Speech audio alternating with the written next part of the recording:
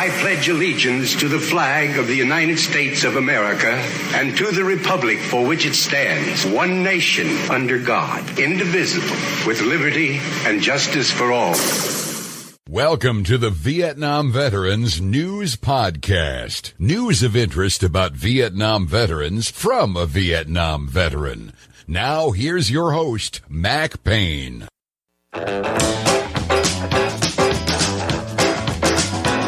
This is Mac Payne here with episode 1856 of the Vietnam Veteran News Podcast. News about the Vietnam War and the brave veterans who served there, as told to you by yours truly, a Vietnam veteran. The title of this podcast episode is, In the Beginning Was the Maddox. I'm going to go all the way back to the moment President Lyndon B. Johnson decided to commit this country to the Vietnam War in a serious manner. They call the incident that started it all in a big way the Gulf of Tonkin incident. There's more to it than you hear in the news. Lots of people out there are saying that those U.S. destroyers were never attacked by the North Vietnamese. I have information here that I'm going to share with you that indicates the USS Maddox did take a few rounds from North Vietnamese patrol boats. The story I'm going to share with you talks about that and the reasons why the North Vietnamese were out there trying to shoot up a U.S. destroyer with patrol boats. There's a story that appeared on the SOFREP website. I'm assuming that's how you pronounce it. It's SOFREP website. Title of the story is A Glimpse into the Covert Ops of the Vietnam War. Here we're going to take a look at what was going on around the time of the Gulf of Tonkin incident. The writers of much of the content on this website have names like Yankee Papa. That's the name of the person that wrote this story I'm going to share with you. Guess he wants to stay undercover because he's writing about covert operations. As you will soon see, Yankee Papa is an excellent writer, and I love his writing style.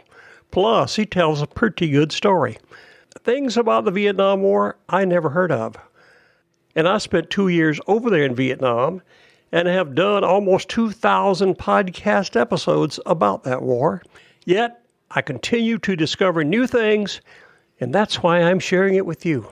Without any further ado, let's take a look at this exciting story that has to do with how it all began. Again, title of it is A Glimpse into the Covert Ops of the Vietnam War. Dateline, SOFREP website. On August the 2nd, 1964, 4 North Vietnamese patrol boats attacked the destroyer USS Maddox, DD-731. This did not turn out well for the North Vietnamese.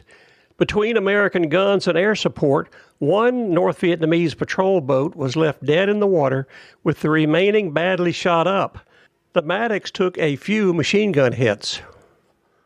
In spite of leftist propaganda, the attack on the Maddox actually took place.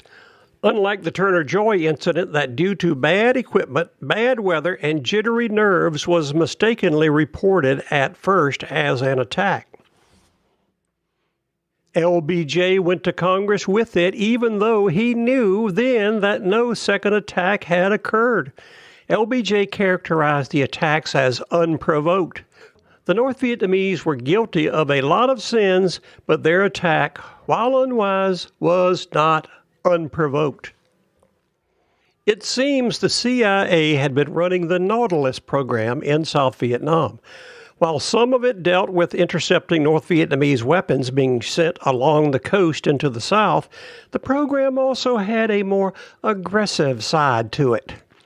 As part of Operation 34 Alpha, also known as Op Plan 34 Alpha, junks would carry South Vietnamese frogmen into northern waters where they would sabotage naval facilities, radar installations, and the like. Soon, the increased number of North Vietnamese Swatow and P-4 gunboats made that decidedly unhealthy. So the Americans scraped up a couple of tired PT boats, 1959 manufacture date, and began training South Vietnamese officers and crew. But something better was needed. As the White House saw it, the North was behaving badly and needed some surreptitious slapping down. It was decided that while the program must remain covert, it needed to be under the American military, not least because of its far greater resources. On January the 1st, 1963, the program was handed off to the Military Assistance Command Vietnam Special Operations Group, better known as MACV-SOG. SOG decided right off the bat they needed something hot. Unexpectedly, the Norwegian Navy just had what they were looking for. The Norwegians had gotten tired of the Soviets poking into their waters and then being long gone before a cutter could intercept them. So in 1957, they deployed the Nasties. If you'd like to see what a Nasty looks like, go over to the podcast website, VietnamVeteranNews.com. Check out episode 1856. Down at the bottom of the show notes, you will see a Nasty in full speed. They were tough-looking mini Navy battleships. The Nasties were made from laminated wood. Years later, the American knockoff, the Osprey, would be built of aluminum, which was far more problematic than wood. The boats had two supercharged engines deploying 3,100 rabid horses. On a return trip without the full fuel load, a Nasty could make 63 miles per hour. At 20 knots, the Nasties could travel 1,000 miles without refueling. After the appearance of the Nasties, the Soviets quickly abandoned their game with the Norwegians. The U.S. ordered 14 Nasties from Norway for service in South Vietnam. Their American naval designation would be Patrol Torpedo Fast, PTF. Here's another reason they call them that name. By the time the Nasties deployed in Vietnam, the typical armament was a 20 millimeter on each side, a 40 millimeter on the stern, an 81 millimeter mortar, and a 50 caliber machine gun on the bow. Sometimes a 57 millimeter recoilless rifle was deployed up front as well. These boats should not be confused in any way with the PBRs and other boats used on Vietnam's rivers, canals, or shallow harbors. Nasties had a deep draft that made them unsuitable for brown water. The Nasties were deployed in Vietnam along with Norwegian instructors who were Norwegian Royal Navy regular and reserve officers. The Americans routinely referred to them as the Vikings. SOG had a lot of resources at hand and a varied selection of personnel to choose for manning the boats. They had USMC intelligence officers, some Navy SEALs, and some recon Marines, in addition to U.S. Navy officers and enlisted servicemen. But none of the Americans could be committed north of the 17th parallel. Pardon me, but I must make a comment here. That was one of the biggest things about the Vietnam War that would drive me crazy. We would religiously observe the rules of not being able to send American personnel north of the 17th parallel, yet North Vietnam was sending tens of thousands of their troops south of that parallel without any regard to the rules set up in the Geneva Accords. They did it anyway, yet we couldn't do it. Continuing. The South Vietnamese crews were pretty good, but training boat commanders was like training race car drivers or fighter pilots. The South Vietnamese naval officers were the pick of the litter, with some right out of their naval academy. They would need a lot of training, but the Nasties needed to be operated yesterday. The SOG tried to get a waiver for American officers to command the boats, but brass kept chirping, plausible deniability, since the missions would be publicly denied and nobody wanted an American officer, dead or alive, falling into North Vietnamese hands. Then somebody got a bright idea. Norwegians were not Americans. The plausibility of Norwegians being in Vietnam was ignored. This was when Vietnam was still an exotic war and wild-ass solutions were relatively common. Just ask Edward Lansdale. He would agree with that statement. When not training, the Norwegians were homesick and bored to tears.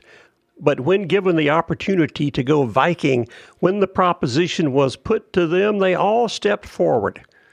They had already been working with the Vietnamese crews and had a good rapport with them.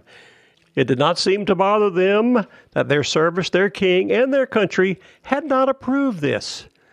Norwegian and some other accounts in later years disingenuously refer to these wild hares as mercenaries in lieu of dealing with their true military status.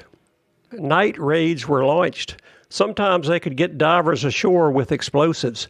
Other times they used their weaponry to savage naval facilities and installations.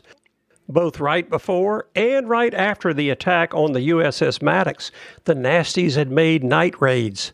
Since at full speed, a Nasty was 10 knots faster than the fastest North Vietnamese patrol boat, the North Vietnamese could not intercept them. Frustrated, the patrol crafts went after the American destroyer, thinking, wrongfully, that it was functioning in a major support role. North Vietnamese patrol boats were under standing orders to close and kill. Not unreasonably, given how badly they were outgunned, the North Vietnamese avoided contact whenever possible. An NVN patrol boat might suddenly develop engine trouble just before coming into range of the Nasties, or they would radio that they had lost contact when they had done no such thing. Only one Nasty was lost in combat. It happened when its engine holed and the crew had to be taken off by another boat. All other losses involved boats running up on a sandbar or the like. Out of the 4 patrol boats that attacked the Maddox, Hanoi has one of them in a museum. And now, one downside of using Norwegians in the Vietnam War. While they made splendid combat commanders, the fact was that they were not mercenaries, but rather loyal sons of Norway. When not in combat, they were all homesick. As a matter of some real concern to SOG, they were also very talkative, especially in their cups, in the company of Vietnamese bar girls. So, the qualification of Vietnamese boat commanders was assigned the utmost urgency. Apparently, the Norwegians weren't aware that the vast majority of bar girls in South Vietnam were spying for the North. Now you know the true story behind our grand entrance into the Vietnam War.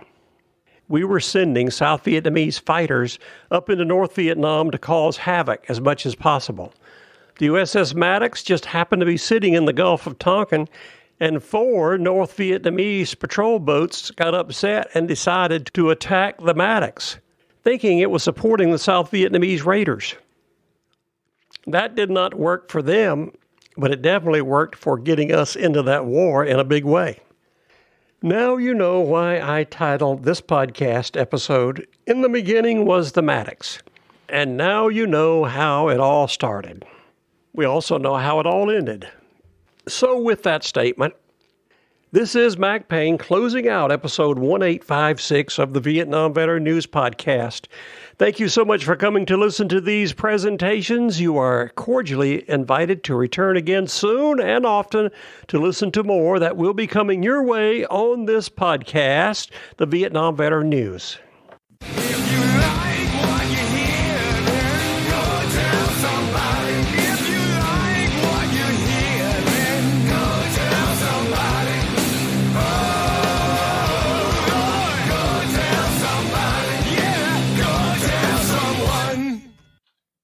How about that? Ain't that a mess?